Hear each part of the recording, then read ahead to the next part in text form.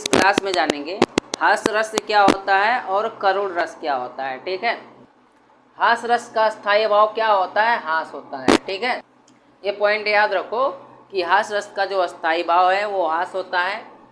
किसी व्यक्ति के विकृत रूप, आकार और वेशभूषा आदि को देखकर हृदय में जो विनोद का भाव उत्पन्न होता है वही क्या कहलाता है? हास कहलाता है। ठीक है, और यही हास नामक अस्थायी भाव जब विभाव, अनुभाव और संचारी भाव से पुष्ट होता है तब हास रस की निष्पत्ति होती है। वो हमारा क्या हो जाता है? हास रस हो जाता है। अब इसके लिए एग्जाम्पल हो जाएगा, विंध्य के वासी उदासी तपोवर्तधारी महाविनो मुनि दुखारे, गौतम तिये तरी तुलसी सो कथा सुनी भय मुनि वृंद सुखारे, और होवे शिला सब चंद्रमुखी परसे पद मंजुल कंज तिहारे, किन्हीं वली रघुनाय काजू करुणाकारी कानन को पगुधारे। अब इसका अर्थ क्या होगा कि विंध्याचल पर्वत पर रहने वाले तपस्वी मुनियों की इस सोच पर हंसी आती है कि श्री राम के चरण स्पर्श से यहाँ की जितनी भी शिलाएं हैं वह चंद्रमुखी नारियां बन जाएंगी। इसका मीनिंग हो जाएगा, इसका अर्थ होगा। ठीक है, अब देखो, जब इसका स्पष्टीकरण करेंगे तो इसमें अस्थायी भाव इसका क्या होगा? हास, जिसे हम बोलते हैं हास का अर्थ क्या होगा? हंसी।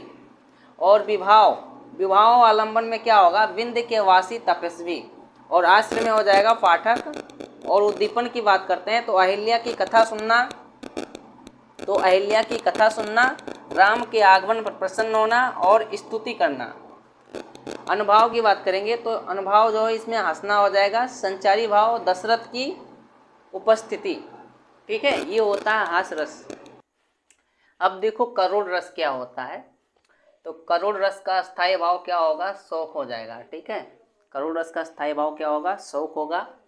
शोक नामक अस्थायी भाव जब विभाव, अनुभाव और संचारी भाव से संयोग करता है तब करुण रस की निष्पत्ति होती है। ठीक है, मणि खोए भुजंग सी जन्नी, फंसा पटक रही थी शीश, अंधी आज बनाकर मुझको क्या न्याय तुमने जगदीश। श्रवण कुमार की जब मृत्यु होती है, राजा दशरथ के द्वारा उन्हें मार दिया जाता है, तो ऐसी स्थिति में उनकी माता पिता क्या करते हैं? विलाप करते हैं। और यह शोक का या करुण रस का सबसे बेस्ट उदाहरण है।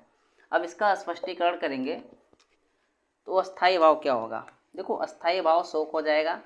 और विभाव में आलंबन की बात करते हैं तो आलंबन कौन होगा? श्रवण होगा। आश्रय जो है इसका पाठक हो जाएगा। उद्दीपन दशरथ की उपस्थिति, और अनुभाव जो है सिर पटकना, प्रलाप करना आदि। संचारी भाव हो जाएगा स्मृति, विषाद आदि। ठीक है, ये हो जाएंगे करुण रस और हास रस। ठीक।